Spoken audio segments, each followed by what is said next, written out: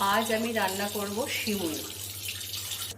সিমুইয়ের জন্য আমি কড়াইতে দুধ দিয়ে নিয়েছি। দেখুন দুধটা আমার ফুটে গেছে। এরপর আমি এতে দিয়ে দেবো এলাচ। এরপর এতে আমি দিলাম সামান্য পরিমাণে ঘি।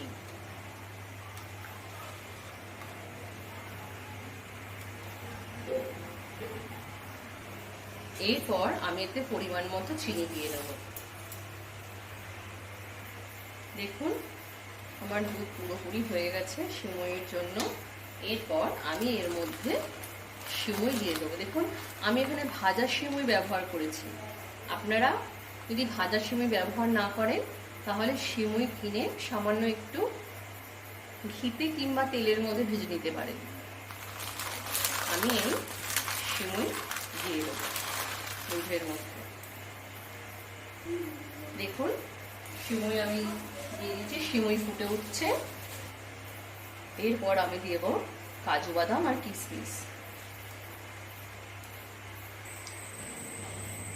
দেখুন সিমুই আমার রেডি।